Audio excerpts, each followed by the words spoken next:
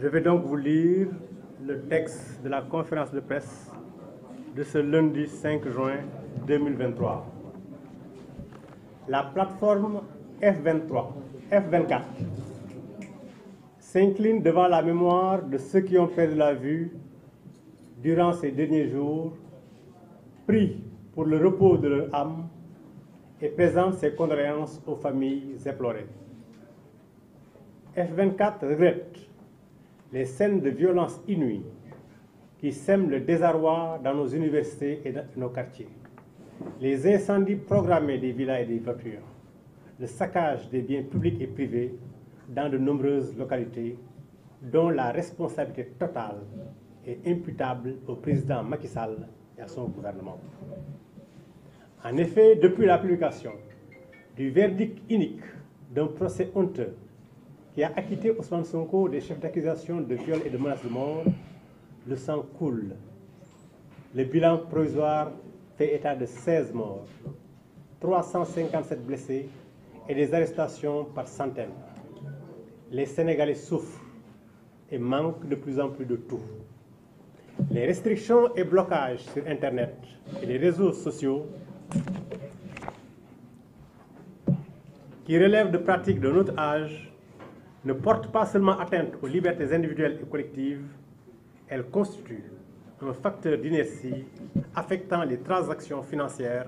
des institutions publiques et privées. En outre, la psychose résultant d'une insécurité qui a atteint un niveau paroxystique conduit les travailleurs et les apprenants à rester cloîtrés chez eux, les entreprises et services à fermer ou à fonctionner au ralenti. Cette claustration qui prive de nombreux Sénégalais de leur revenu quotidien plonge des familles entières dans l'impossibilité de bénéficier des repas indispensables à leur survie. Enfin, l'insécurité et les difficultés de déplacement ont conduit à une pénurie de gaz, de carburant et même des denrées de première nécessité, accentuant le mal-être de plusieurs citoyens. Dans ce contexte où on attend du président de la République des solutions salvatrices, ces ministres ne prennent la parole que pour répéter aux citoyens que ce sont des forces occultes, des gens payés et formés, et non les populations sénégalaises qui organisent la résistance contre l'excès d'injustice. Pourtant, des vidéos et témoignages multiples accusent des nervis armés qui seraient proches du pouvoir de parader dans des pick-up, traquant, enlevant, torturant et persécutant des populations désarmées et désemparées. Entre autres, Pape Abdoulaye Touré, membre de la cellule de communication de F24, a été kidnappé et torturé par ces derniers avant d'être livré à la gendarmerie. Il souffre de fractures multiples aux membres inférieurs et supérieurs, avec une vue faible. Il reste fortement meurtri par le traitement barbare dont il a été l'objet, comme plusieurs autres victimes. F24 rappelle qu'aucune circonstance, même l'état de guerre, ne peut justifier la torture, les traitements cruels, inhumains et dégradants qui restent des infractions mondialement punies et imprescriptibles. La plateforme dénonce les rafles systématiques dont de nombreux mineurs sont victimes et relève la similitude des chefs d'inculpation dans des centaines de dossiers. F24 demande aux avocats de se rendre nombreux dans les commissariats, brigades de gendarmerie et prisons pour porter secours aux détenus dont certains ignorent jusqu'à leurs droits les plus élémentaires, souvent bafoués à leur insu. F24 invite les bonnes volontés à verser une contribution volontaire à sa commission financière pour apporter une aide aux détenus démunis qui ont faim et soif. Mettre un terme avant qu'il ne soit trop tard aux exactions, à la violence aveugle, à la terreur et subséquemment à la vendetta qui s'installe progressivement dans notre pays relève uniquement des prérogatives du président de la République. À ce titre, F24 exige la libération de tous les détenus politiques et appelle le président Macky Sall à créer les conditions de la désescalade par la levée immédiate du blocus du domicile de Ousmane Sonko et par la prise de mesures allant dans le sens de préserver la paix civile en lieu et place de l'acharnement dont ce dernier est victime. En tout état de cause, il est temps que M. Macky Sall et ses partisans comprennent que F24 et les Sénégalais ne les laisseront pas faire de Ousmane Sonko la troisième victime de leur sport favori de sélection des candidats à la présidentielle 2024. Que F24 et les Sénégalais épris de justice et de paix n'accepteront pas l'accomplissement d'un coup d'État constitutionnel à travers une candidature à un troisième mandat illégal et illégitime. F24 informe l'opinion nationale et internationale de la saisine sans délai de la CPI et de toutes les instances internationales appropriées afin que les nombreux crimes commis depuis 2021 ne restent pas impunis. F24 invite les Sénégalais à signer la pétition, à se mobiliser et à participer massivement aux séries de manifestations pacifiques prévues dans son plan d'action, dont les premières auront lieu les vendredis 9 et samedi 10 juin 2023. Il s'agira de la part de tous les citoyens, soucieux du triomphe de la vérité, de se mobiliser pour manifester leur engagement pour la paix et la satisfaction des points constitutifs de la charte de F24. La paix avant tout, la paix au-dessus de tout, la paix adossée à la vérité surtout. Voilà ce que nous voulons à F24. Je vous remercie.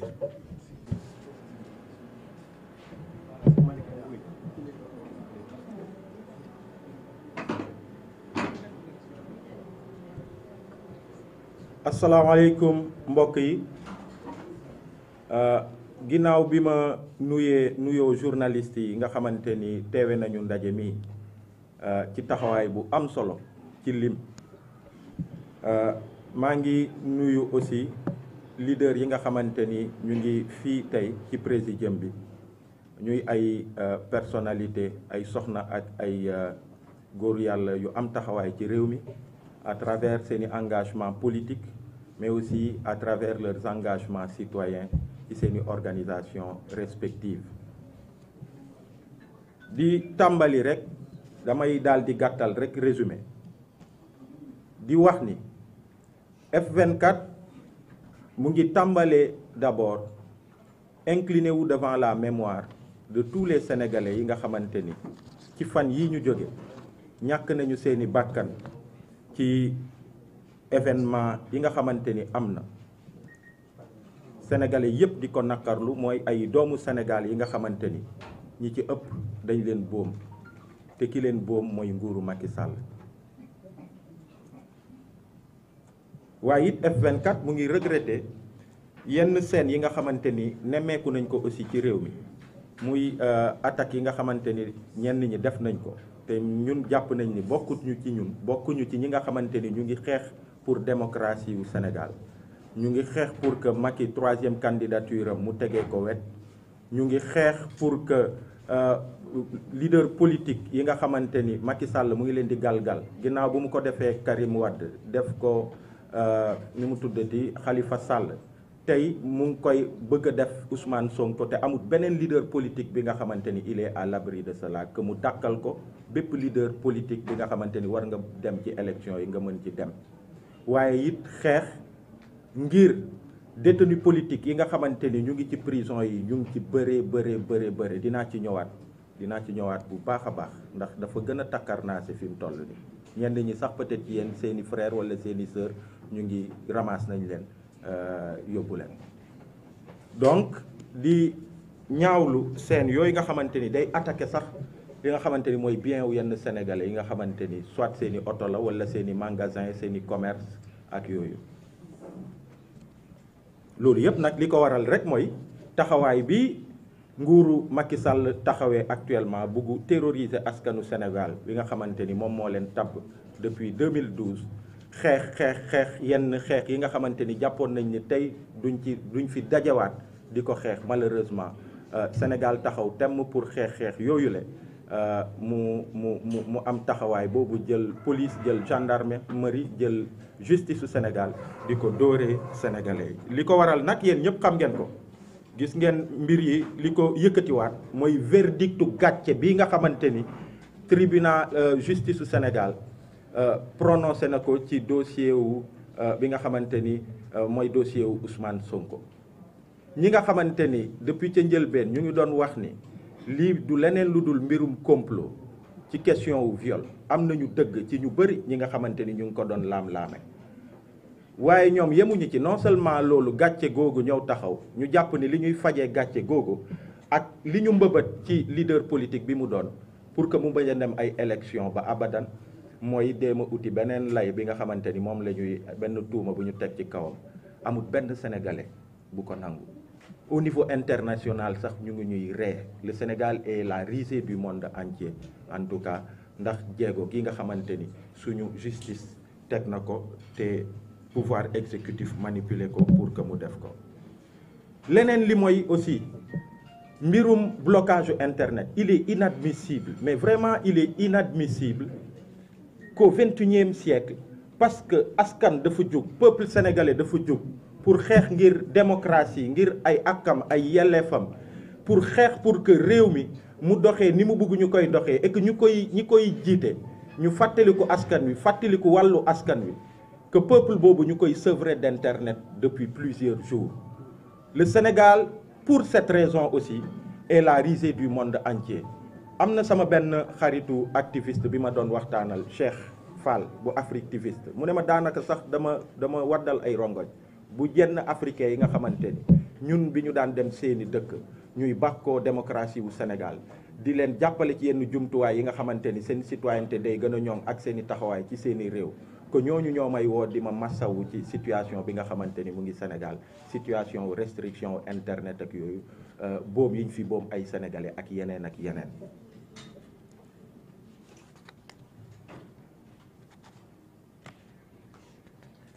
gis ngeen contexte boobu ñu nekk nag ci lii nii yëpp am ci lim ñu ngi am lu toll ci 16 morts c'est-à-dire fukk ak juróom benn sénégalais yi nga xamante ni officiellement je dis bien ñàkk nañ ci seeni bakkan ñetti téeméer ak juróom fukk ak juróom ñaar 357 sénégalais yi nga xamante ni officiellement encore une fois blessé nañ ci dont 78 blessés graves selon information yi ñu jotee ci Croix-Rouge sénégalaise waaye it plus de 500 arrestations ci arrestation yooyu lay taxaw parce que je pense que fi ñi fi nekk yëpp je suis le mieux placé pour parler de ça ndax gis ngeen ni ci lu toll juróomi fan jàppee nañ ma fii ci suma assistance yóbbu ma commissariat Dieuppeul ñu may baaganteloo entre commissariat Dieuppeul commissariat central parquet section de recherche de la gendarmerie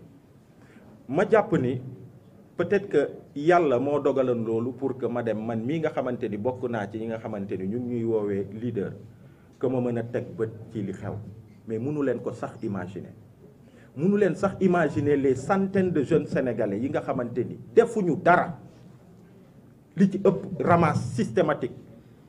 je pense à Séni bi nga xamante ni c'est un liveur qui a des positions ci réew bi ni muy doxee jóge États-Unis ñëw il a même la nationalité américaine aussi mais am taxawaay ci dëkk bi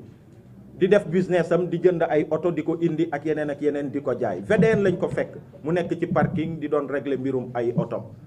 mu am yu doon am mu koy filmer rek ci contexte yooyu lañ ko jàppee saaga ko def ko lu ne yóbbu ko tey mu ngi ci biir kaso bi te deful dara. je pense aussi à Samba Korka bi nga xamante ni deful dara jumaa la génn rek génn ci jumaa bi toog fi mu toog lañ ko fekk ramasse ko yóbbu ko. je pense aussi à cet étudiant bi nga xamante ni il a à peine 14 ans man jàpp naa ni dina sax traumatisme bi dina ko topp. imaginez-vous quelqu'un ki nga xamante ni partagé ngeen cellule depuis commissariat central brigade de recherche dem ak moom parquet passé fa ay journée di ñëwaat musoo ko dégg mu wax te du muuma parce qu'il est traumatisé par ce qui se passe parce qu'il sait même pas ce qui se passe en fait. ordinateur am moom moo nekk ci saakam bi yenn kii yi commencé mu ne xaaral ma dem fan samay këru famille xawam fan noonu lañ ko dogaale ci biir oto bi policiers yi ñu ngi jël ordinateur am ne ko boo waxee sax dañuy toj sa ordinateur muy étudiant. ngeen xool ce jeune bi nga xamante ni motom la yoroon mu koy raxaslu ñu ñëw ñu fekk ko fi muy raxasloo motom ñu jàpp ko duma ko ba pare nii lañ ko jàppee bakkan bi je vais vous montrer bakkan bi lañ jàpp nii jël pompe à gaz pompe ko ba mu neex leen pompe ko ba mu neex leen c'est ça qu'ils ont fait à ce jeune bi nga xamante ni dañ ko fekk muy raxas motom et ils sont des centaines comme ça des centaines ñu ngi ci biir entre commissariat yi ay retour de parquet yu dul jeex dans des conditions inhumaines et pour la plupart ils n'ont même pas d'avocat, ils n'ont même pas de conseil. Personne ne les suit parce que duñu bëri. Il y a des efforts que Pastef fait, il y a des efforts que le F24 a commencé à faire, mais par rapport aux proportions yu affaire bi jël des centaines de jeunes yu fa nekk on parle ici de 500 romb na ko di dem ils n'ont même pas d'assistance moo tax je pense que F24 am na taxawaay bi muy def ci loolu lancer un appel pour que ndaw ñoo ñu mun leen topp. Et pour vous dire li tax man ma génn mooy déjà j'ai pu comprendre que seen modus operandi mooy dañuy jàpp ñu bëri jël ay charges yu bëri teg leen ko ne leen yéen ñëpp yéen a dem kase yéen a dem manifester yéen a dem dóor fii yéen a def ay actes ay manœuvres de nature à pouvoir créer des troubles graves à l'ordre public et des troubles politiques graves teg leen ko yéen ñëpp man j'étais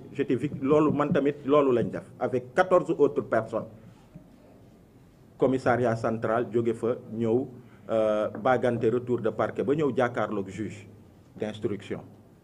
bi ma ñëwee mu notifié ma ni ne mandat de dépôt la comme tous les autres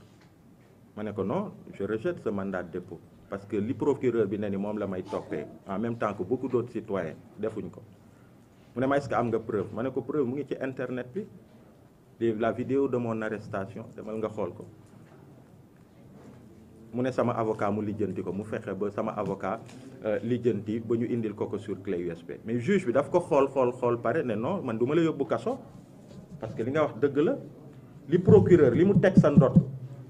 ak man vidéo bii ma gis nga wàcc sa oto wax ak journaliste traversé dem wax ak ay nit police commencé chargé ñu jàpp la dans ces conditions là lii mënuma la ci tëj dama lay bàyyi nga ñibbi sa kër ma ne ko mais combien sont-ils ces centaines de jeunes yu ma bàyyi ci biir kii yi amuñu vidéo et quand vous entendez la police hier faire mais ay doomu Sénégal ñoo fa ne waxuma de quelques-uns yi nga xamante ni ñun kenn nangu ko fii ci Sénégal ñun li ñuy xeex moo gën a màgg loolu waxuñu kenn ñuy dem di profito di def yenn yi nañ leen seppi tegee leen ne le mais c'est le peuple sénégalais qui est en train de manifester et c'est des jeunes sénégalais qui ont été arrêtés et qui sont là-bas firnde yii ma leen jox man sax li ma dund yàlla def ma dund ko et je pense que c'est la main divine yàllaa def man ñu téye ma ci condition yooyu ma dem teg bët li may teg bët ba mu tax bu amee leneen lu ñu wax ma mën ñëw teggi ko nekk à l'aise pour le faire parce que dëgg la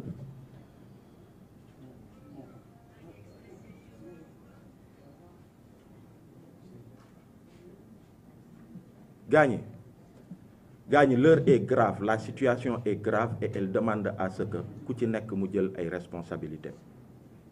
et F24 day jël ay responsabilités li ci njëkk mooy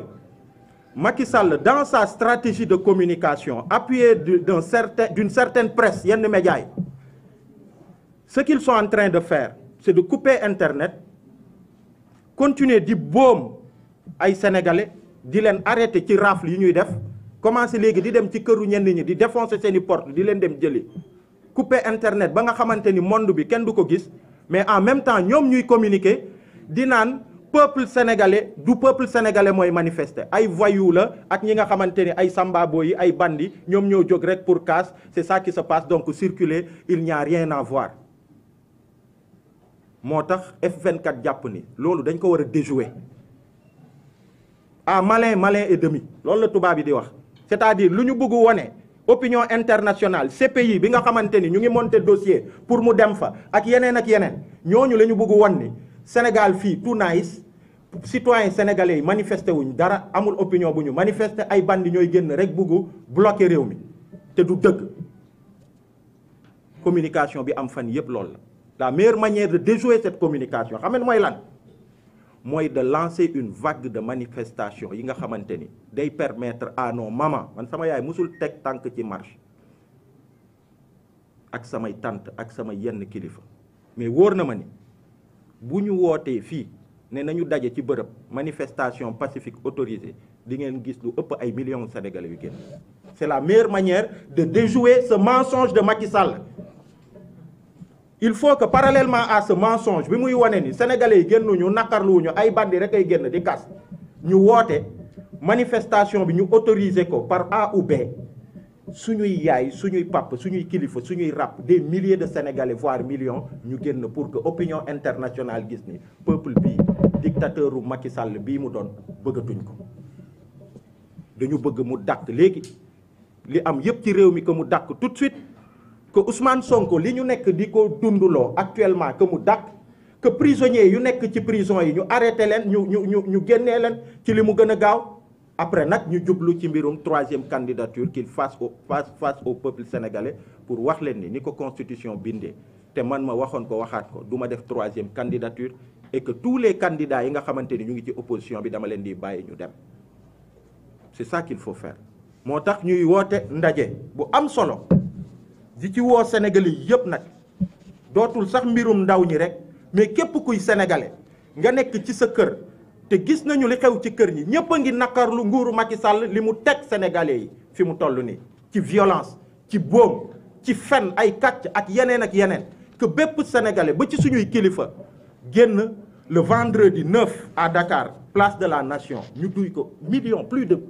des milliers voire millions de sénégalais génn ba monde entier ñu gis ko loolu mooy vendredi Dakar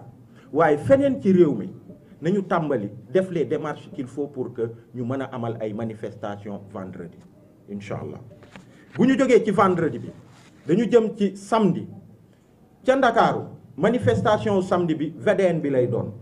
il faut que monde entier les caméras du monde entier ñu gis VDN bi sur des kilomètres et des kilomètres ay sénégalais suñuy pap suñuy yaay suñuy kilifa suñuy rakk ndaw ñi ñu feesal VDN bi ba mu dem fi mu war a dem ñu xam ni peuple sénégalais moo bañ actuellement peuple sénégalais moo taxaw temm pour que dictature Macky Sall bi mu taxaw ñi ñu war a bàyyi ñu bàyyi leen Ousmane Sonko injustice bii muy dund mu deñ ndaw ñi ñu bàyyi leen mu jàkkaarloo nag ak askanu Sénégal jël ay engagement troisième mandat mu jóge ci ba mu set wecc bàyyi ñu war a dem ñu dem Sénégal am jàmm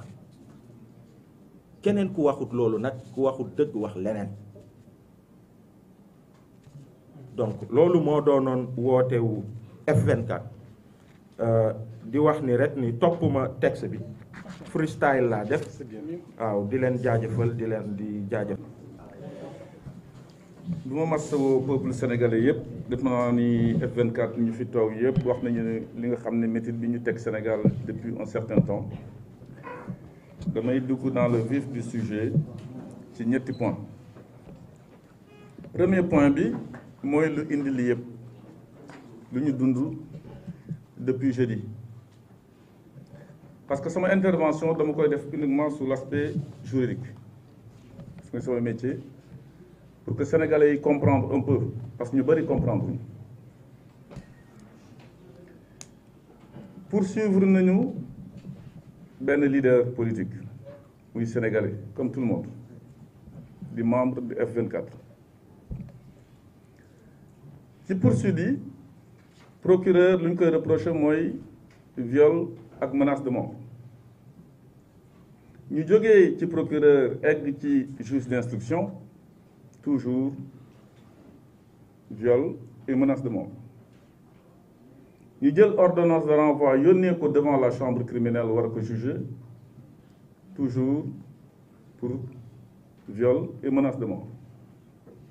ñu egg en pleine audience ñu requalifier les faits donc c'est nouveau bu ñu requalifier les faits war nañu permettre ki nga xam ni ñu ngi koy poursuivre mu formuler des observations dans le respect lu ñuy naan en droit du contradictoire mais loolu amul sénégalais yi li ñuy jàpp devant un dossier aussi sensible et aussi léger. Je me rappelle le 7 février, j'avais dit 2021, j'ai rendu visite à Ousmane Sonko chez lui et j'ai écrit qu'il n'y avait pas de viol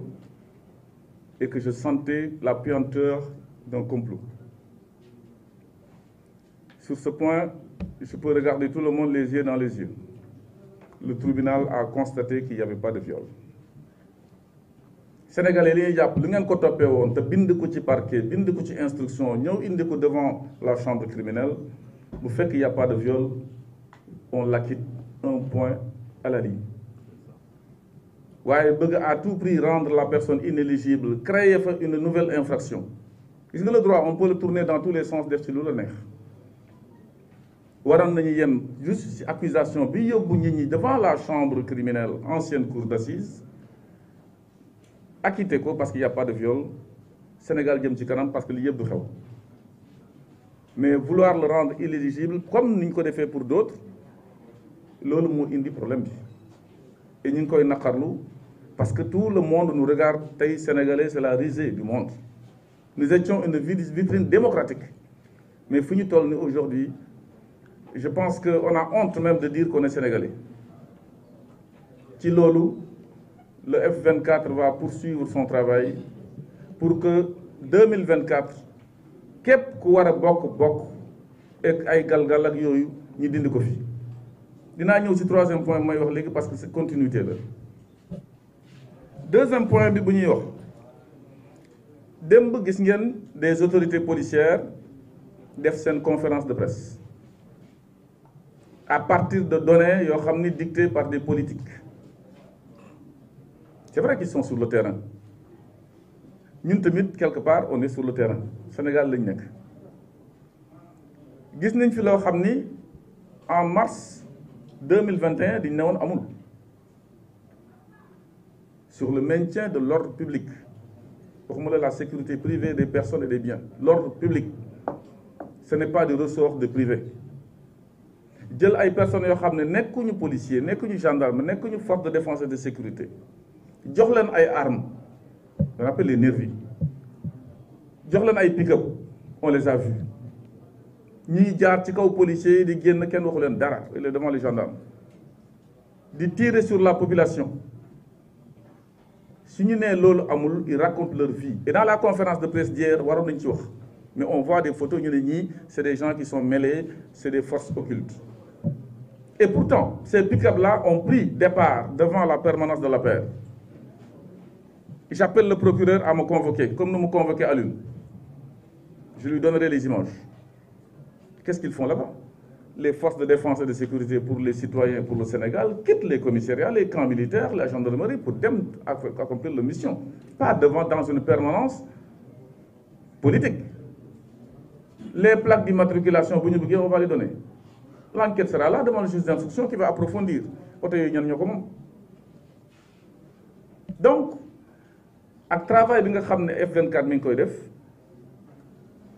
dana egg à la CPI ñun ñëpp nous irons travailler là-bas. Moi je suis avocat à Paris Branco dana def lu mu def dinaa def lu mu def mais ku fi dee ñu jël dossier yi jébbal ñu ko ñu dem foofu képp koo xam ne rayoo sax mais tu es là en train d'appuyer ñii di rey par ton langage de haine tu seras dans le dossier. Moi je l'ai dit à plein de gens, j'ai beaucoup d'amis qui sont de l'APR. Voilà, nekkuma musuma nekk APR mais j'étais dans le Benno Bokk Yaakaar. ñàkk fulla ak ñàkk fayda moo tax ñenn ñi def li ñuy def mais on ne m'a pas accusé de malversation financière après 6 ans et avoir géré 88 milliards loolu indiwu moom mais bu dëgg jotee noppi sikk la il faut le dire. J'ai quitté leur rang en travaillant pour le Sénégal et non pour un homme. Ceux qui travaillent pour un homme ils sont là-bas pour des privilèges. C'est la raison pour laquelle je termine sur ce 2e point pour dire que ces nervis-là n'ont rien à voir. Un ami journaliste me disait ce matin, quelle est la différence entre nervi et agent de sécurité?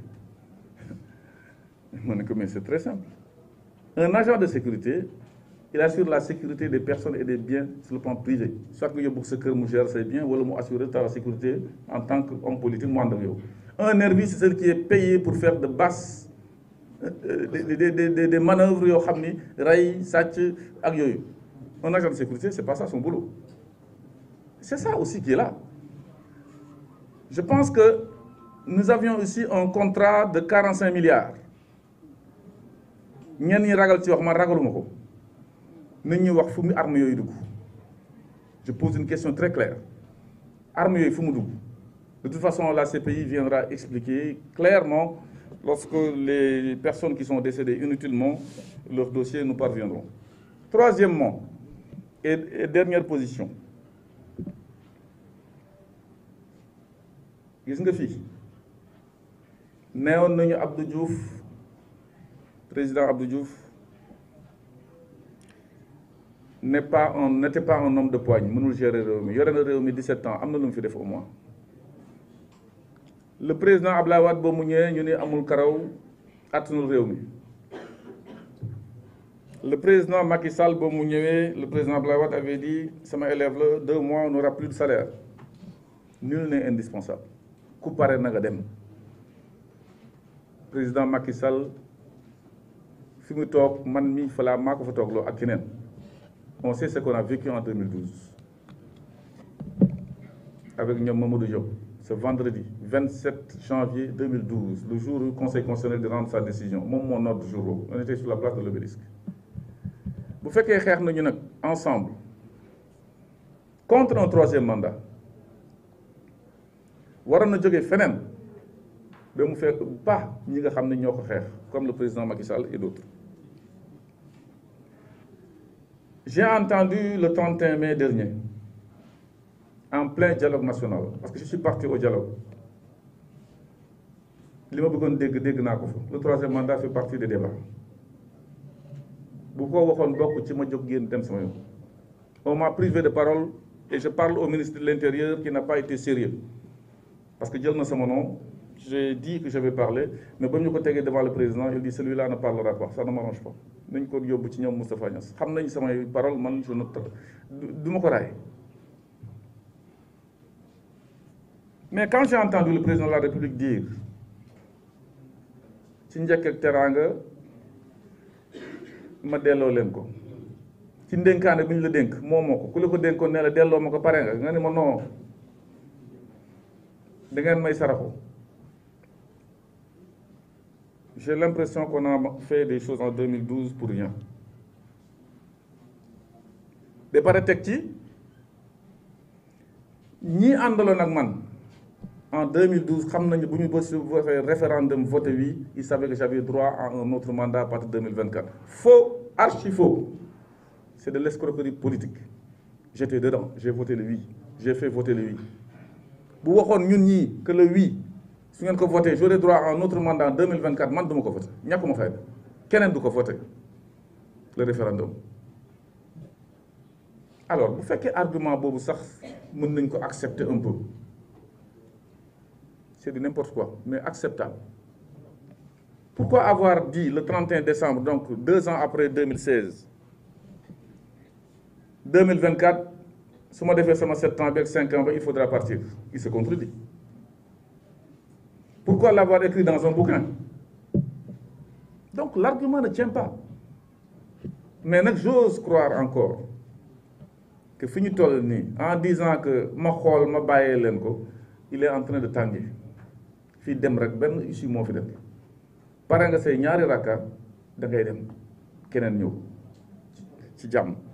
C'est ça le Sénégal et je pense que je vais me limiter là di remercier journalistes yi fi toog yëpp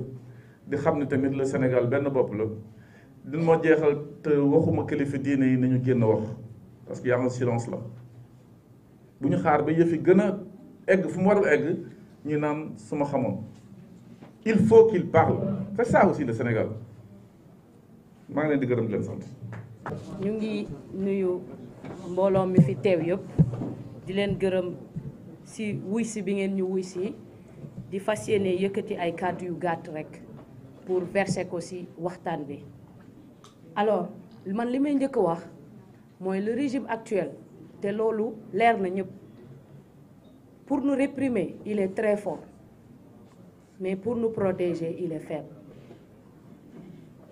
te loolu dugg na ci bopp ñëpp ndax duñ fi ñëwaat ci ay scénario yoo xam ne am na fi ñu gis ne liñ ci waroon taxawee wuñ ko muy benn. ñaareelu mbir bi feuilleton judiciaire bii ñu génn le 1er juin ba le passé gis nañ ni instrumentalisé nañ fi assemblée muy 2e institution de l'État yëkkati fi ay malaanu kiirlaay député muy Ousmane Sonko far yàlla fa mu mujjee mooy liñ koy toppee ne mbirum viol ak mbirum siif wala menace de mort dara amu si tey preuve lañ am ne sofental nañ deuxième institution de la République waa capitaine Touré mi ngi ci daaxoon tey ban conséquence la nar a am gis nga nit mën nga jël sa décret radier nit dàq ko wante mënoo radier nit ci xolu nit yi te loolu dafa leer fu mu toll nii suñu ay priorité xam nga ci lan la waroon nekk suñu rakk yi ñi war a defi ji bac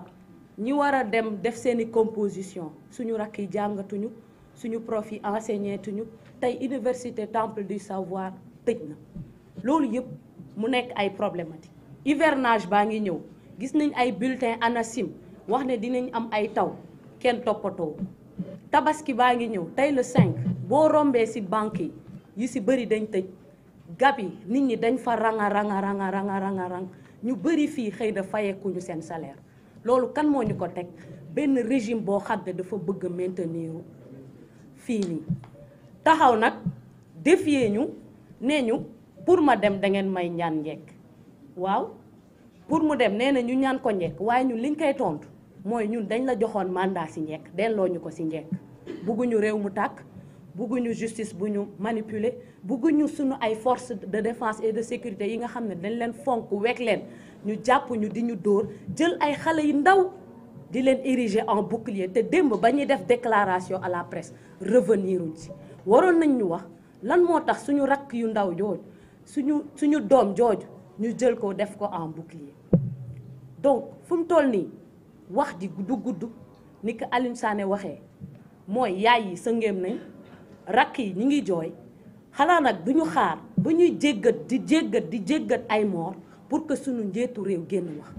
te santuñu ko lenn négocier wuñu lenn maanaam constitution bi dana la nul ne peut exercer plus de 2 mandats consécutifs yem ca delloo ñu caq biñ la delloo woon ñu dénk ko keneen parce que le peuple est souverain ñaareel bi li ci war ci manifestation ba le ñu jëm muy le 8 ak le 9 le 9 et le 10 plutôt dinañu fexe ba suñu mbokk jigéen yi ñëw en masse dinañu fexe ba suñu rakk yi wala suñu mag yi nekk ay ndaw ñëw en masse te maa ngi invité la presse ñu invité ndaw ñi wax ak ñoom parce que lu ci gi bëri lu ñuy gis mooy dañuy nekk ci télé yi ci rajo yi di juger ndaw ñi pourtant pendant ce temps depuis dimanche samedi plutôt nit ñi ngi mobiliser wu centre national de transfusion sanguine di joxe ay téeméeri deret pour ñi nga xamante ne dañu feebar tey li doon priorité gouvernement bi mooy fexe ba am une politique nationale de la jeunesse li doon priorité gouvernement bi mooy fexe ba mutualiser les agences yi nga xam ne dafay lekk suñu alal li doon priorité gouvernement bi mooy fexe ba suñuy milliards du rees li priorité gouvernement bi mooy fexe ba ndaw ñi mën a am jàng bu ñoom 15 jours bi fi romb nii organiser nañ fi lu tollook 3 salon wala forum organiser nañ fi forum de l'économie sociale solidaire organiser nañ fi salon de l'entrepreneuriat et de l'emploi organiser nañ fi salon du numérique waaye fan lañ mujjee ndaw yi ñoo génn di xeex te Sénégal am nañ organisation ba nga xamante ne képp ku ñu gis ngay bandi képp ku ñëw gane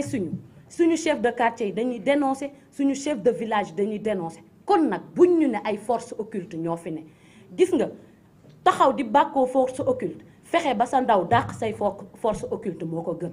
te ñun ñi taxaw nañ pour sauvegarder suñu démocratie Sénégal amatul pour def démocratie fuñ toll nii mooy consolider suñu démocratie fuñ toll nii mooy fexe ba ni Nigéria di bàkkoo man kat sama président ñëw na def na 3e mandat dajale na acteurs yëpp def peace accord maanaam accord de paix boo xam ne acteurs politiques yëpp dañ siy tënku ñun foofu noonu la ñu bëgg suñu réew jëm incha allahu rabbi pétition bi nga xam ne lancé nañ ko ñi ngi wax bépp ndaw ñi ngi wax bépp góor mi ngi wax bépp jigéen nañ ko signer en masse te yéen presse bi autocensure bi ñu leen def ñu bëri tey fii amuñu connexion mënuñu liggéey jóg leen ngeen xeex ko buñ ko bàyyee rek acteurs politiques yi buñ ko bàyyee F24 ñun ñëpp nañ nekk benn say taxaw ne non à un 3e mandat le peuple est souverain et le peuple restera souverain. Je vous remercie de votre aimable attention. Assalamu alaikum mbokki Sénégal may tàmbali di nuyu leader yi toog fii ci taabal ji yépp di nuyu sénégalaises yi ak sénégalais yi ci biir réew mi ak diaspora bi di jaal mbokk yi famille yi waaye askanu Sénégal yépp ci ndaw yi nga xam ni ñàkk nañu seen bakkan ci manifestation yi ñuy seet di jox suñu solidarité di ànd mettitlu ñi nga xam ne am nañ ci ay gaañu-gaañu ca nekk ci hôpitaux yi waaye ñuy jox solidarité aussi di seet ñi nga xam ne jàpp nañ leen def leen ci commissariat yi ak ñi nga xam ne jàllale nañ leen déjà prison ñu nekk fa ci ay jafe-jafe ak i coono te teguwul ci dëgg teguwul ci yoon. may gërëm ñi ma jiitu ci jël kàddu gi Mamadou Mbodj Aliou Sané maître Moussa Diop ba ci honorable Mariam ndax wax ji dëggu na wax ji set na wax ji leer na ndax dëgg bu jibee dafay génne ci xol sénégalais yi gëm naa ni noonu lañ ko déggee ndax fi ñu toll jëf rek moo des ci réew mi. Aliou Sané wax na ni chaîne télé wala rajo boo jàpp ci àddina bi yaa ngi gis ñuy wax Sénégal jàppuma ni sax dañ ci wax lu ñaaw ci deru Sénégal ñu bari li tax ñu wax ci mooy dafa am fu ñu tegoon Sénégal ak weg gu ñu wegoon Sénégal dafa am dayoo bu Sénégal amoon ci àddina bi ndax Sénégal joué wul woon rek rôle pour moom dafa joué woon rôle yor raaya ak drapeau wu Afrique. foo mësa ni Afrique dafa bëri violence am ay guerre am ay coup d'état amul démocratie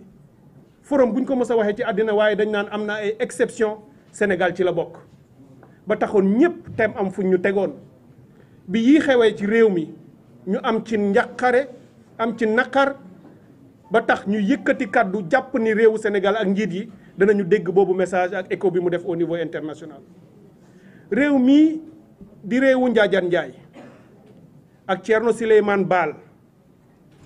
réewu ndate yàlla Yaasin Buubu maam Cheikh Ahmadou Bamba maam Maodo maam Limaamu maam Buu ak maam Baay réew mi di réewu Monseigneur Thiandoum ak ñi ko wuutu ak ñi mu jiitu réew moomu ñu xam ko ci ngor xam ko ci jom xam ko ci fulla ak fayda ba colon yi bi ñu fi nekkee ni réew yi ñu mës a coloniser yépp Sénégal ci gën a jafe yor ndax seen njom ak seen njàmbaarte ku fi ñëw jiite ko ñu teg la fi ci démocratie ak droit nga defe ni mën ngaa dem ba def sénégalais yi ay jaam bëgg a def buumu jaameel ci seen baat di ñu xëcc di ñu opprimer yaa ngi nax sa bopp. moo tax Macky Sall dafa juum erreur bu rëy a rëy la def bi mu demee ba foog ni nag yor na lépp ci pouvoir naagu na. desul lu dul bu jël sénégalais yi opprimer leen def leen jàmm pour toog fi juum na ndax loolu ku ko mën a def Sénégal fii def ñu oppression def fi dictature wala tyrannie sa maamaati maam sax juddoogul man maa leen wax lii ndax bi fi tubaab bi ñëwee ak esclavage bëgg a jaay am na ñu ko ànd ak ñoom nangu ko yàgg naa ko wax fu nekk waaye am na ñu ko xeex fekkeewuñu ko lañ am ca ginnaaw leneen la waaye ña fi nekkoon a ngi fi ba tey te lu jiwu wa jeexul jógu fa moo tax may envoyer message suñu jeunesse bii nekk ci mbedd mi ñu leen di jaajëfal ñu leen di encourager ñu leen di féliciter ñu leen di wax nous sommes fiers de vous fu ngeen ko natt rek wut ëpp na ko ndax bu leen neexoon ngeen toog seen biir néegi ak seen kër yi di commenter di naan ataaya ni lu xew baax na da ngeen jël seen drapeau génn xeexal seen askan xeexal seen réew xeexal seen avenir ku jàpp ni amu leen xel wala amu leen perspective wala di ngeen di def xamu leen ko kooku moo xamul li ngeen bëgg yéen Sénégal bu wér ngeen bëgg Sénégal bu leer ci seen bopp perspective d'avenir yu wér ngeen bëgg ku leen ko bëgg a xañ ngeen jàkkaarloog moom loolu moo leen génnee moo tax ñu jàpp ñu ni ay force obscure ngeen de jàpp ñu ni ay terroriste ngeen jàpp ñu ni ay rebelle ngeen ñi ko wax xam nañu ni waxuñu dëgg bu leen kenn découragé mbaa mu def loo leen ba ngeen xalaat lenn ci yéen y compris ñi génn ñu naan dañu def ay violence ñun rafetlu wuñu ko encouragé wuñu ko waaye fu am manifestation àddina ba États-Unis mbaa France ñi gàmmu ak ñiy raas dem bokkuñu. dina am ay 100 000 yuy génn di manifester dina ci am 500 yuy génn pour def leneen te ñooñu ñuy wax ay force obscure lañu ñoom ñoo ni woon 2021 ay force obscure dugg nañu ci réew mi est-ce que mës ngeen gis benn bés bu ñu leen génneel nit ni la jàpp nañu force obscure wala rebelle 2021 ak léegi jugé nañ ko daan nañu ko xanaa dañ leen jàppoon ba pare bàyyi leen ñu dellu génn fa ñu nekkoon est-ce que ñoo dellu si nañ ko wax sénégalais yi nañu bàyyi seen tappale yi bu ñu génnee woon sax nit ni kii rebelle la wala force obscure la wala xaw ma nu ñu ko tuddee ñun dañu naan leen yéen a ko formé encouragé ko créé ko indi ko dugal ko ci manifestant yi pour bu ñu defee ñaawteef génn ñii ñoo ko def jeunes yee ko def wala yooyu parce que mënuñu nax kenn foofu la réew mi toll may daaneel nag di wax Macky Sall rafetlu wuñu li mu génnee armée Sénégal mu jàkkaarloog askan wi yor ay armes ñaawlu nañ ko condamné nañ ko te lu ci am ëllëg moom mooy jël toute la responsabilité moom ak ñi mu àndal ndax Sénégal yeggagul fu mu mën a génnee armée ci ay population yuy manifester loolu na ko xam te lu ci am ñii wax nañu ay tribunal pénal international wax nañu yeneen te amul dara loo xam ne dañ ko ci bàyyi moom mi nga xam ne moo génnee armée bi moo ko fa waroon bàyyi fa mu nekk moom mu génn en tant que njiit bu fekkoon mat na li mu doon parce que njiit du rëy njiit ñun ñii mën nañu am suñuy défaut doomu aadama ñu am rëy bu nekk ci ñun wala ñàkk humilité wala orgueil waaye un président de la république bu jiite askan boo xamee luy président luy charge am luy fonction bi da ngay am humilité bu génn jotee da ngay génn jàkkaarloog sa askan nga nangu say faute ak say erreur Macky Sall lii fi xew 2021 ñëpp ne woon nañ ko lii dana narmeel réew mi arrêté ko mu bañ ko def kon moom mooy responsable bi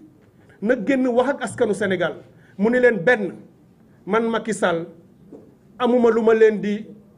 wax ni ñaan leen ma ko pour ma may leen ko ci lu jëm ci mandat suñu mandat la ñun sénégalais yi danañu ko delloo te duñu ko négocier duñu ko ñaan njëkk loolu na ko xam muy benn na génn wax ko ñaar ñi ñëpp wax nañ ko damit koy baamtu rek bi mu demee ba xam ne li mu tuumaal Ousmane Sonko du dëgg ñu fexe lu nekk xam ne mënuñu ko condamné nañu ko bàyyi mu génn këram gi violation des droits de l'homme la atteinte à son intégrité la attentat psychologique la ñuy def moom ak njabootam te teguwul ci benn mandat teguwul ci dëgg te loolu nag avocat yi dinañ ko liggéey askan wi dina ko liggéey mais ci askan woowu laa bëgg gën a insister manifestation yii ñu leen fi annoncé askanu Sénégal dañu naan le pouvoir arrête le pouvoir oppressif d'un tyran le pouvoir d'un peuple et des citoyens moo koy arrêté en démocratie bu ngeen génnee vendredi nekk ay millions ci mbedd mi génn samedi nekk ay millions ci mbedd mi drapeau à la main ngeen di entonner seen hymne national di woy yu fi maam yi bàyyi woon muy kañ ngor ak jom moom Macky Sall dina xam ne jeexal na je l'ai dit ci manifestation F24 bii mujj Macky Sall est impopulaire dans ce pays xam na ko ultra minoritaire kenn bëggatu ko am desewu ko lu dul jël doole sës ko ci askan wi ku wax mu jàpp la tëj ñun ñii fi toog ci taabal ji li lay woon personnalisation du pouvoir bi mu nekkee bu ko neexoon fa mu toog lay toog ni kii suba bu mu fanaan këram kii gannaaw suba na ngeen ko téye soxlawuñu ndax def nga wala defuloo ngeen defe ni sénégalais yi dinañu nangu loolu fu mu jàppee ñaar fukk génn fu mu jàppee fukk téeméer génn fu mu jàppee téeméer 1000 génn ba keroog muy xam ne mënul am ndam mu dellu ginnaaw loolu laa bëggoon joxe comme message di encourager une fois taxawaay mobilisation ak détermination et le 9 et le 10 na sénégalais yépp génn à l'intérieur du pays et dans la diaspora ñu xam ne nangu nañu suñu réew et le tyran dina commencer jël yoonam pour génn dem ci biti merci beaucoup. merci Cheikh rappeler rek li mu wax drapeau à la main tout le monde dehors. Ordonnateur fii seen kër la et comme j'ai l'habitude de dire ñun ay soldaaru réew mi lañ chaque fois que vous aurez besoin des locaux vous n'avez pas besoin d'autorisation. maa ngi am xol bu metti ci jëleti kàddu di wax ci situation bu réew mi Macky Sall war na am gàcce fu mu toog parce que tout simplement dafa organiser dialogue le mercredi, dëkk bi tàkk le jeudi. C'est vrai, on nous parle de violence. Cette violence, elle est à chercher ci dialogue bi Macky Sall def. Parce que kaddu yu violente, ces paroles violentes yi nga xam ne dégg nañu ko ci dialogue bi Macky Sall organisé. La jeunesse sénégalaise delloo nañu ko. Parce que ay sëriñ bu ñu taxawee naan ko gëmmal te dóor ñeneen naan ko booy gëmm te dóor na ngay xoolaale te dóor jeunesse bu Sénégal wan nañ ko ne ko bu ñu xippee danañ fayu. C'est pas pour d'accord ci yenn ci situation yi xew moo tax may wax ne nañu bàyyi di yedd jeunes yi. Nous avons une jeunesse consciente ñoo xam ne ñoo nu gën a conscient des enjeux de l'heure. ñi génn dans une manifestation façon bu nekk ngay am mais ñoom ñëpp mbaam gàtt na mais ci jur gi la bokk. Cette jeunesse opprimée, cette jeunesse sans espoir ñoo génn jàkkaarloo ak Macky Sall parce que nag réew mi maamu kenn moomu ko kenn donn ko dégg nañu ko muy wax ne nañu ko ñaan ci njëkk non par force la et wan nañ ko ne ko par force lay doon. Moom du def troisième mandat et les Sénégalais sont déterminés à lui faire face. J'interpelle les forces de défense et de sécurité parce que nag on va se battre comme ni ko suma naatango yi waxee léegi pour qu'il y ait des enquêtes. Mënuñu comprendre force occulte yi ñuy wax mënuñu comprendre force obscure yi ñuy wax parce que nag dafa mel ni saaga suñu ay forces de défense et de sécurité mënuñu 2021 ba léegi ñu ñuy wax ay forces occultes malheureusement ñooñu ñu tuddee force occulte ci imaginaire u Macky Sall la parce que li mu bëgg mooy jouer sur la stratégie d'apeurer les populations. Macky Sall xale yi génn ci mbedd mi li ngay tiitali nit ñi coup d'état armée ak nangam sangam booy yi xamuñu ko parce que dunduñu ko nit ki loo ragalul loo xamul mënoo ko ragal ça veut pas dire que dañuy woo fitna ci réew mi mais kenn dong moo yor clé jàmm ci réew mi actuellement mooy Macky Sall jàmm jooju mooy taxaw pour wax réew mi ne leen bëgguma troisième mandat duma def troisième mandat donte bëgg na ko moo tax ñu génne ñun carton rouge pour lui dire que ñiy xëccoo ñëpp war nañoo bokk ba mu des yow Macky Sall waruloo ci bokk kon tentative yi muy def pour éliminer ay candidats notamment cette instrumentalisation de la justice il faut que ça cesse Macky Sall réew mi moo ko donnoo ko élection yi di ñëw ku ci nekk ku ci am yéene daf ci war a bokk ce qui est en train de se passer ku nekk ci ñun ñi xamoon nañ ne fii lay mujj mais nag am na ñoo xam ne bu ñu reppee ci xare lu ñu jiñ dañu koy xeeb yaakaaroon na ne lii fi am du fi am waxoon na ne lii fi am dootu fi am mais le peuple est souverain cette jeunesse elle est debout opportunité bi ñu am pour ñu dégg leen nañu leen bàyyi xel bu kenn ci politiciens yi yéen ñi toog fii yaakaar ne yéen a tax ñu jóg ki taxaw ci buntu Auchan bi di ko dajji kooku xeexul pour ñun ñi dafay xeex pour survivre ceeb ba mu fa am wala dëwliñ bi mu fa am nanguwuma ne daf koo war a def mais mun naa expliquer lan moo tax mu koy def sécurité bi ci jiitu mooy fexe ba sa doomu réew nekk ci situation bi gën sécurité bi ci jiitu mooy fexe ba xale yi ñu am liggéey ngir mun a tàggat seen bopp ngir mun a faj seeni soxla sécurité bi jiitu mooy fexe ba démocratie law ci réew mi te démocratie pour mu law faw liberté jiitu sécurité bi jiitu mooy fexe bañ a noot démocratie li xew ci F24 mercredi dernier ngay dialogue nga ne yow yaay dialogue keneen du dialogue métti buur ñu dem ci siège grand parti nga fekk leen fa génne leen démocratie day noyyi da nga koy bàyyi mu noyyeeg bakkan bu noyeewul bakkan noyyeeg gémmiñ boo fatee gémmiñam mu yëngal ay loxom bu yëngalee ay loxom fitna rek lay doon. Donc le seul et unique responsable de ce qui est en train de se passer du kenn, c'est le président Macky Sall. Ku artuwul nag di nga atte ñi war a wax nañu wax ak moom xëy na sax wax nañoo ak moom mais dafa dëgër bopp boo ko xoolee mu ne ñum noonu la dëgëree bopp et lu mu matt day dagg mais dina xam ne ñu on est déterminé on est engagé lu mu ko jaral moom pour yàq réew mi na ko jàpp na gëm ne jaral nañu ko ñun aussi pour defar réew mi. Je vous remercie. ngeen may ma xëy na monsieur le coordonnateur ma am style boo xam ne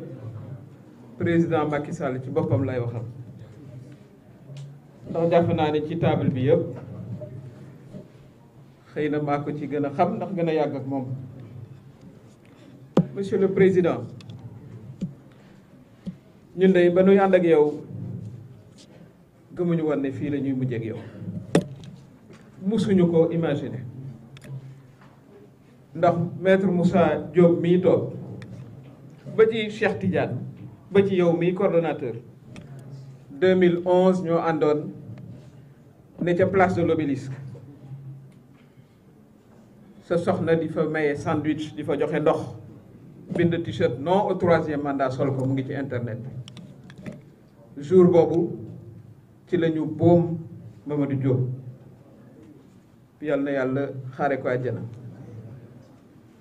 ñu ànd ak yow ba fii ñu jàppoon nag ne wax dëgg yàlla mënuñu woon a imaginer ne fii la mbir mi di teere. Monsieur le Président, l'heure est très grave nañ ne l'heure est grave mais elle est très grave.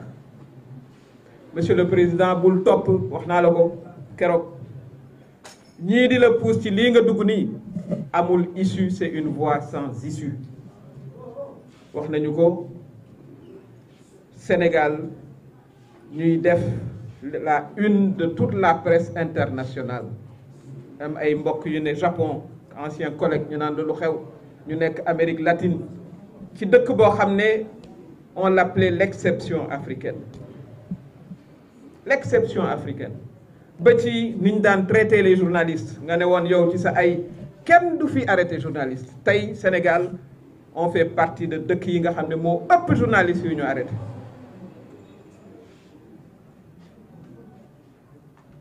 kon monsieur le président de la République nii nga jàmbaarloo ak say xale dégg naa nga ne vous savez vous battre parce que toujours dañ lay vous voyez ñun day jiwuñ la loo xeex ak suñuy ndaw jiwuñ la it loo xeex ak ñun 16 morts 16. Monsieur le Président, defaraatal sa toogaay fii ay terroriste newuñu fi man duma terroriste maag yow àndoon xam nga ma duma terroriste fii benn terroriste amul ci F24 ça n'existe pas. li am kay mooy une jeunesse consciente et qui refuse aussi lii nga ko bëgg a teg jëlal lii yëpp nga teg ko ci suuf parce que li intéressé Sénégalais yi intéressé aussi yaay yi ñu doon ba ci maam yi mooy jàmm dellu si yoonu jàmm mu ngi ci sa loxo mooy d'abord nga teg affaire procès bi nga xam ne ñëpp jàpp nañ ne du procès ndax koo toppee viol topp ko menace de mort ñu ne la loolu amul la waroon mooy nga ba ko mu ñibbi jëlal say juge comme xam nga ni ngay waxtaanee ak ñoom nga jël solution teg lii yëpp ci suuf mu jeex xam nga ni nga koy defee. ñaareel ba nga jël kàddu ne 3e mandat bi kat xëy na mu ngi woon sama xel kooku sax mën nga koo bañ a wax ndax kilifa nga waaye teg naa ko ci suuf bu ko defee suñu doom yii ne ci biir kaso bi ñu bàyyi leen. école a ngi waaj a jeex foog ñu def yi bac foog ñu def yi brevet foog ñu terminer seeni examen à l'université ñii war a dellu ci atelier yi ñii yor seen commerce ba ci ñi yor boutique mbagg ne ci biti mën a dellu ci seen activité waaye nag sunu fukki xale yeeg juróom benn yi nga xam ne seen bakkam rot na ci kooku moom kenn mënu koo faase waaye nag premier pas yii ñu la wax boo ko defee jàmm dellu si waat kon képp koo xam ne yaa ngi dugal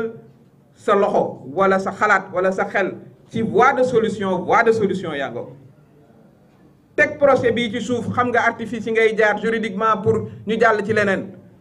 ku ne doon candidat Ousmane Sonko doon candidat Mimi Touré doon candidat ku ne doon candidat Khalifa Ababacar Sall ku ne doon candidat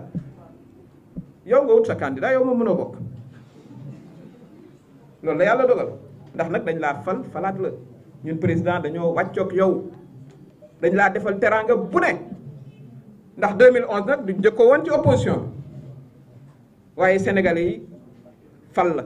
2019 ñu ànd ak yow ñun ñii ñu ànd ak yow ñu falaat la ci diggante bi 2016 nga ne nul ne peut faire plus de 2 mandats consécutifs wër ko wax ko fu nekk moo tax keroog la nga wax ñu ci bëri comprendre ñu ko am nañu comprendre li Moussa wax ne da nga ne ñun ñii àndoon ak yow xamoon nañ ne buñ la nee oui da ngay am 3e mandat loolu de mosuñu koo xalaat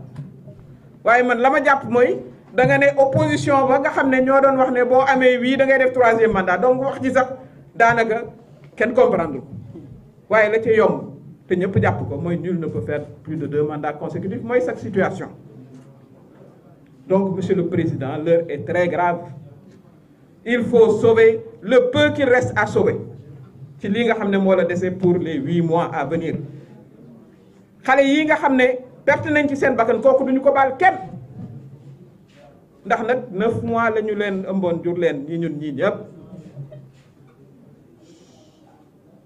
ne woon naa duma ci wax parce que vie privée la waaye dañuy interpeller madame la première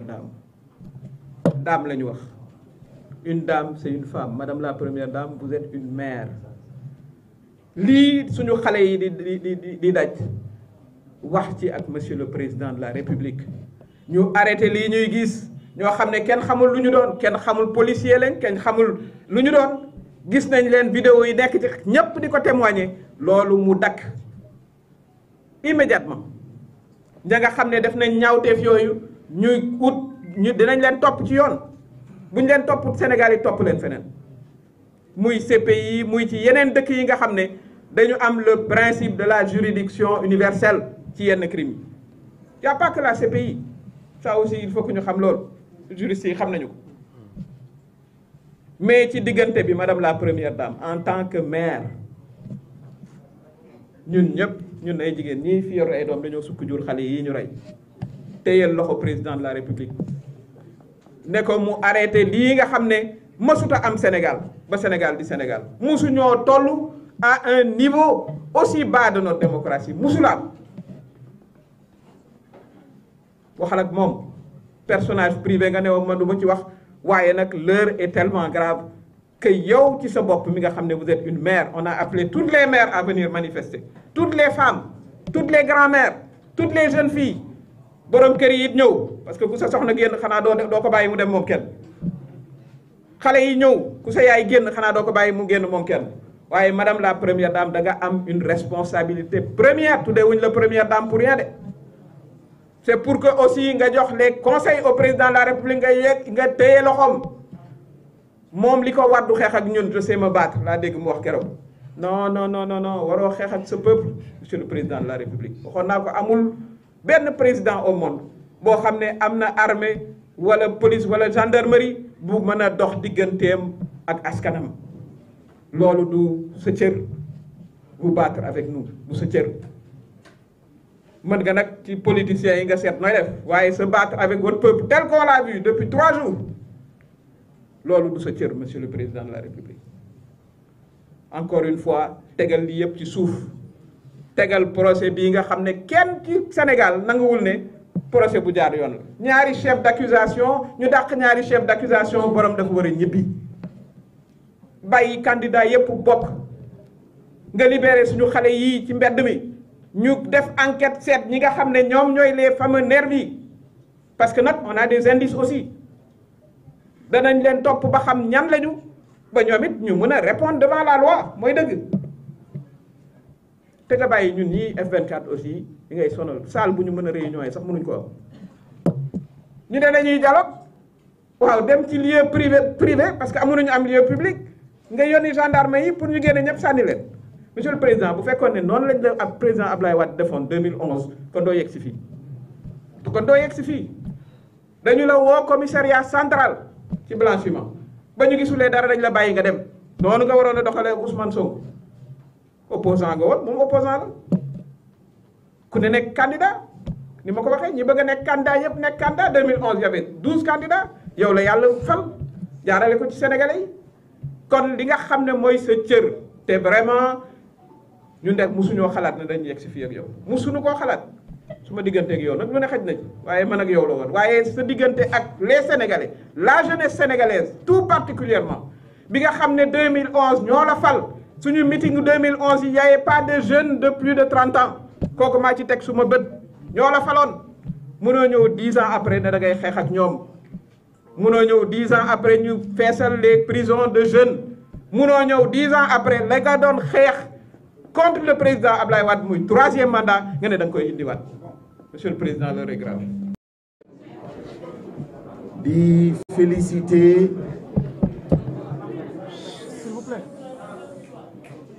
F24 yëpp di jël même style que premier ministre Aminata Touré bëgg a waxtaan aussi directement avec le président Macky Sall. On a parlé des Sénégalais qui sont en prison mais tey jii dama xam ni président Macky Sall moom tamit mi ngi ci prison bu doy waar mooy la prison de sa conscience te metti na lool parce que gor li ko mën a sonnal mooy gàcce ak conscience boo xam ni mi ngi lay dóor mi ngi lay duma munoo nelaw munoo lekk munoo dox amatoo sa liberté conscience rek moo ko mën a teg nit moo ko mën a teg doomu aadama te président Macky Sall yoon laa ko bëgg a may su dee déglu na ma su dee déglu na waa F24 yoon bi mooy mu généreux le courage en réalité du dóor du violence mais le courage c'est d'être généreux mooy nga puiser au fond de soi-même et contre tous ces conseillers démons contre yow sa propre ambition ak say passion nga mën a am courage de puiser au fond de toi-même et sortir des paroles généreuses pour sauver wax dafa doy waar wax dafa nekk loo xam ne lu kéemaane la wax moo tax sunu borom di wax ci alxuraan tamit ni wax de dafa wax ju baax dafa mel ni garab joo xam ni day mel ni ila yawmi diin di joxe des fruits mais wax ju bon tamit dafa nekk garab boo xam ne dafa déraciné wu xamoo ci kaw lan lay màbb kon wax au début était le verbe sunu borom tamit ne kun et lépp wax kàllaama dafa am solo tey jii li ñuy xaar ci président Macky Sall mooy cette générosité de faire face aux Sénégalais au peuple sénégalais et dire tout bonnement qu'il renonce au 3e mandat parce que li gën a garaaw si demain s'il attend dans 1 mois pour dire qu'il n'était pas candidat parce que yenn saa yi damay dégg ñuy wax ni lu tax ngeen di def lii yëpp te Macky Sall waxagul il n'est candidat ma ne ce serait encore beaucoup plus grave si en réalité il n'était pas candidat et qu'il laisse des morts et qu'il laisse cette situation perdurer amener des morts économiquement qu'il y ait des pertes je dis en ce moment ce serait encore beaucoup plus irresponsable président Macky Sall tey jii même ci ay instruments économiques instruments de gestion depuis adduna nekk adduna sagesse daf ci am doole daf ci am place